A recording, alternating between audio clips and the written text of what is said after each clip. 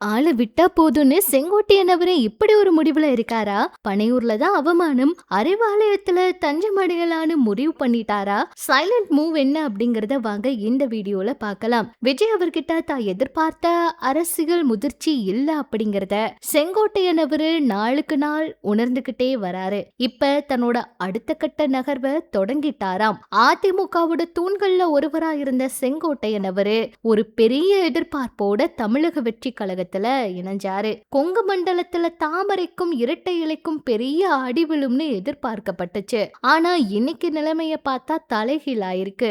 50 வருஷ அரசியல் அனுபவம் கொண்ட ஒரு மூத்த தலைவரை செயல் வீரர்கள் கூட்டம் அப்படிங்கிற தந்திரத்தையே தாவேகாவுக்கு கற்றுக் கொடுத்த ஒரு வித்தகரை அந்த கட்சி நடத்துற விதம் அவரோட ஆதரவாளர்களுக்கு ரொம்ப கோபத்தை ஏற்படுத்தியிருக்கு. சென்னையில பெரம்பூர் உள்ளிட்ட இடங்கள்ல நடைபெற்ற தாவேகா செயல் வீரர்கள் கூட்டத்துல செங்கோட்டையன் அவர் ரொம்ப மோசமா அவமானப்படுத்தப்பட்டதா தகவல் வந்து வெளியாகிருக்கு. விஜய் அவருக்கு அடுத்த இடத்துல இருக்க புசி ஆனந்த் அவரு செங்கோட்டையன் அவரை ஒரு பொருட்டாவே மதிக்கவே இல்லையா. மேடை நாகரிகம் கூட இல்லாம ஓரங்கட்டப்படுவதாகவும் சொல்றாங்க.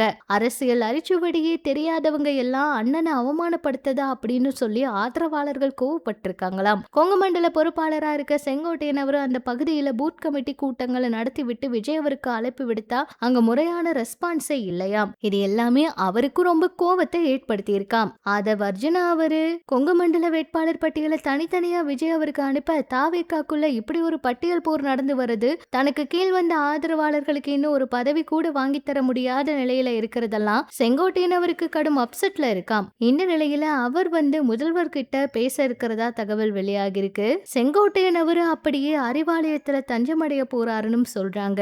தாவேகாவுக்கு போறதுக்கு முன்னாடியே அவரை வந்து கண்டிப்பா கட்சியில இணைக்க திமுக பல முயற்சி பண்ணாங்க. அப்ப பிடி கொடுக்காம போயிட்டாரு. இப்ப திமுக சேர்த்து கொள்ளுமா அப்படிங்கிறது பயங்கரமான கேள்வியா கூட இருக்கு. ஸ்டாலின் அவர் வந்து எதுவும் பேசாம மௌனம் காத்து வராராம். ஏற்கனவே செங்கோட்டையன் அவர் தாவேகாவுக்கு போனது இவங்களுக்கு ரொம்ப கோவத்தை ஏற்படுத்தி இருக்கு. மறுபடியும் இவர் போய் பேசினா என்ன நடக்க போகுதுன்னு பொறுத்திருந்து பார்க்கலாம்.